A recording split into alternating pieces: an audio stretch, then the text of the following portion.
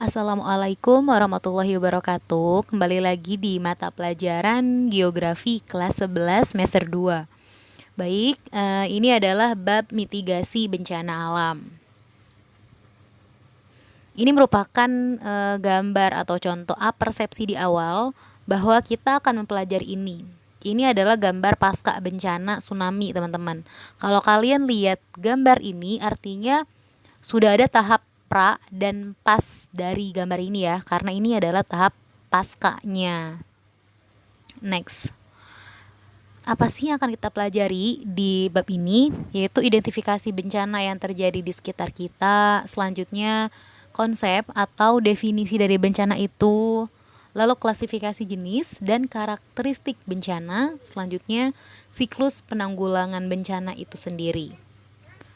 Next, di sini ada definisi bencana berdasarkan Undang-Undang Nomor 24 Tahun 2007. Bencana adalah peristiwa atau rangkaian peristiwa yang mengancam dan mengganggu kehidupan dan penghidupan masyarakat yang disebabkan karena faktor alam, non-alam maupun manusia. Akibatnya, timbulnya korban jiwa, kerusakan lingkungan, kerugian harta benda, dan dampak psikologis bagi orang yang mengalami bencana itu. Jadi intinya apa dari pengertian bencana? Suatu rangkaian dari peristiwa yang dia itu sifatnya mengancam dan mengganggu suatu kehidupan.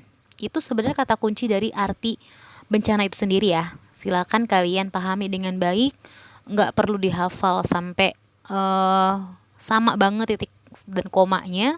Silakan kalian ambil definisi berdasarkan kalian sendiri dengan kata kunci bahwa bencana merupakan rangkaian peristiwa yang mengancam dan mengganggu kehidupan manusia.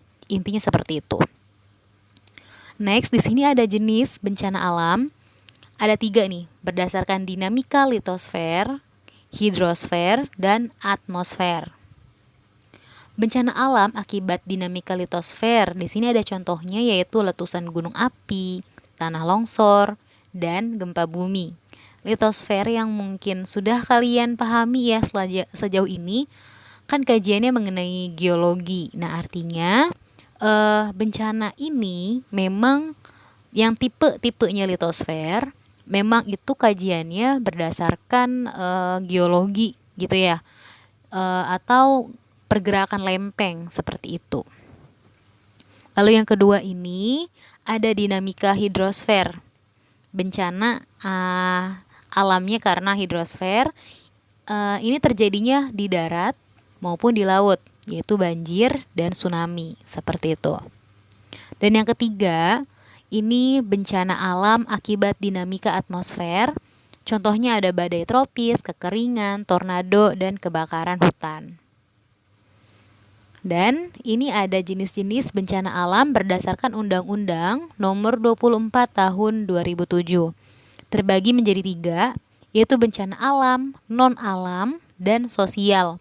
Kalau bencana alam, itu contohnya seperti gempa bumi, gunung meletus, tornado, tsunami, kayak gitu ya contohnya.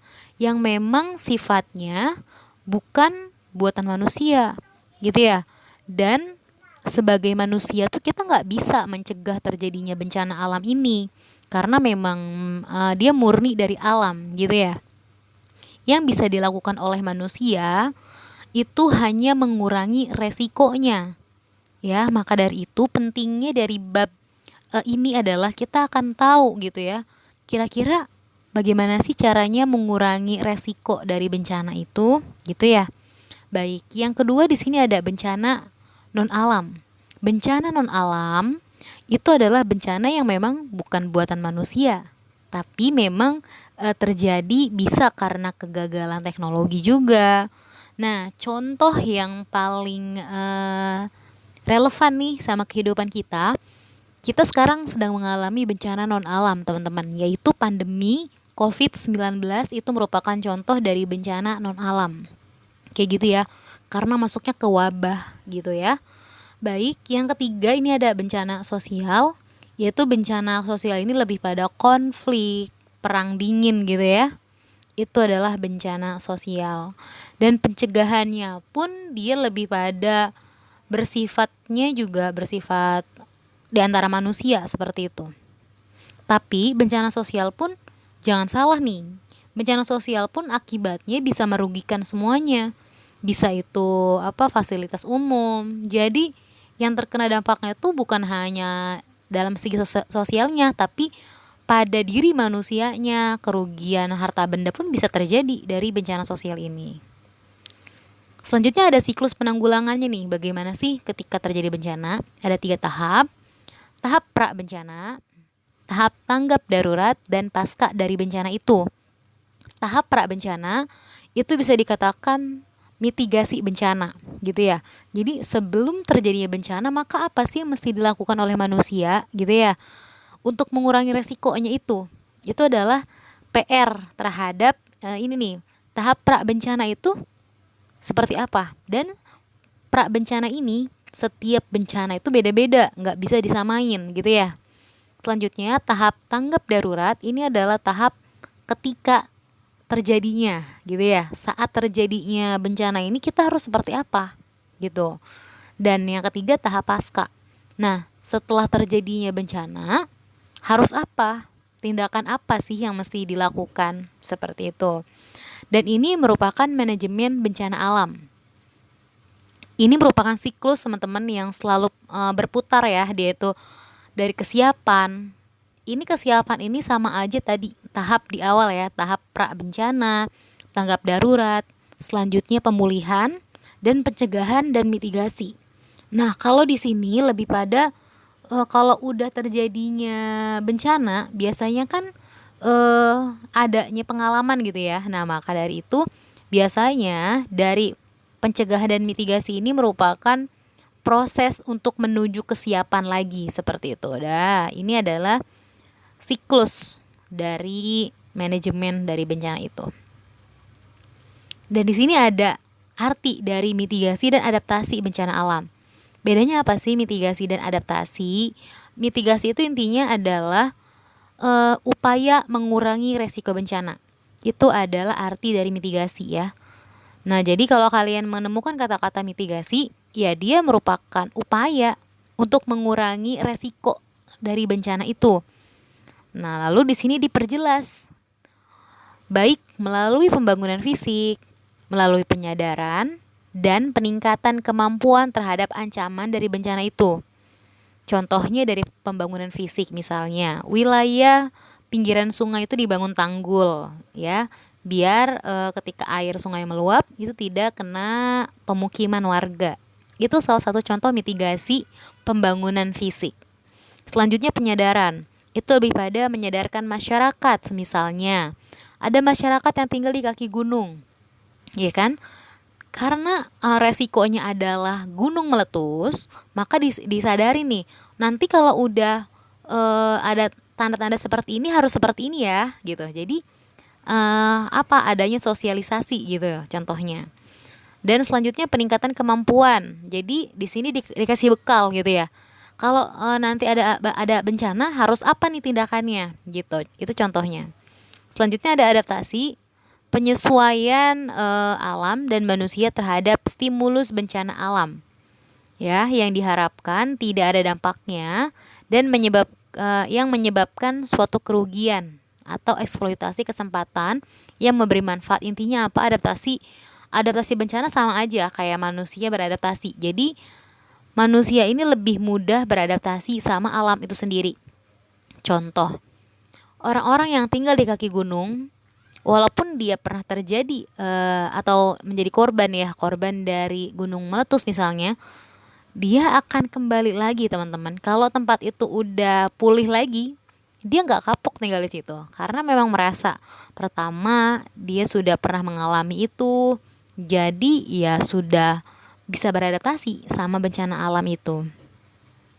Nah, ini merupakan persebaran daerah rawan bencana di Indonesia. Tapi ini lebih fokus ke gempa buminya saja.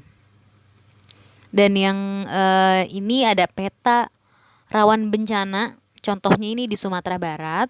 Nah, di setiap wilayah ini harus punya sebetulnya ini semua. Agar apa? Agar lebih mudah dilihat. Ini kira-kira potensi untuk bencana paling besar tuh di wilayah apa? Dan harus nanti jalur evakuasinya kemana, itu adalah yang paling penting dari peta gitu ya.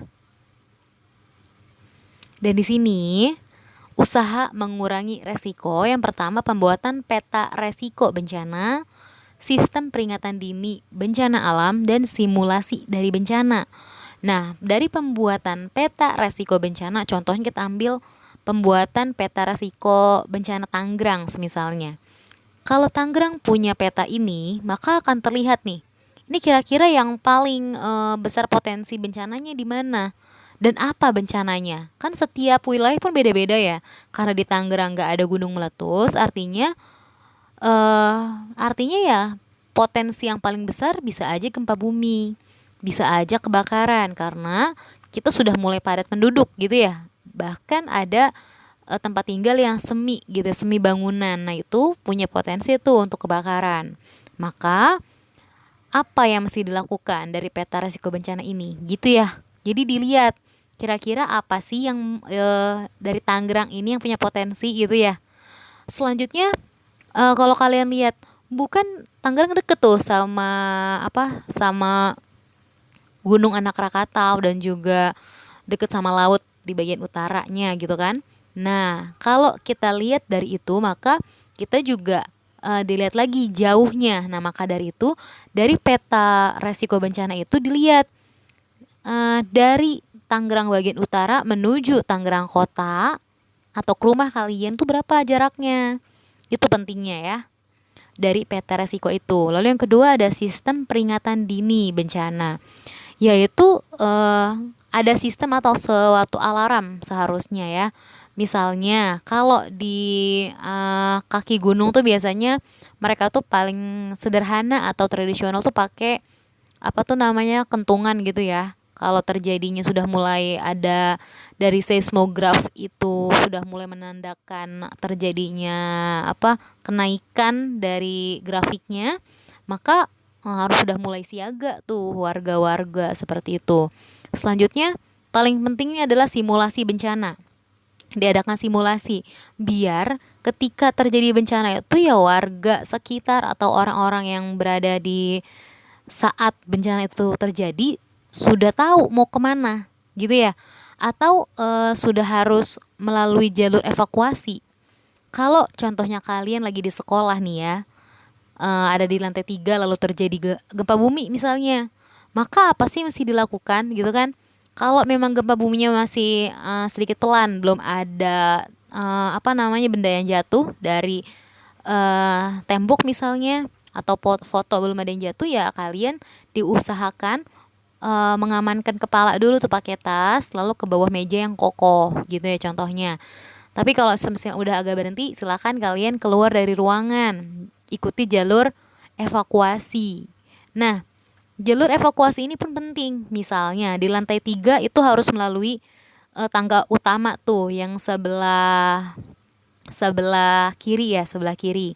Nah, kalau yang di lantai 2 berarti jangan ke sebelah kiri. Dia harus ke sebelah kanan biar nanti enggak saling bertabrakan tuh, ketemu lantai 3 sama lantai 2. Kayak gitu contoh jalur evakuasi yang benar gitu ya teman-teman ya. Dan yang terakhir, ini ada slide mengenai kelembagaan penanggulangan dari bencana, yaitu ada BNPB, Badan Nasional Penanggulangan Bencana, lalu BPBD, Badan Penanggulangan Bencana di Daerah, lalu ada Pusat Vulkanologi dan Mitigasi Bencana Geologi.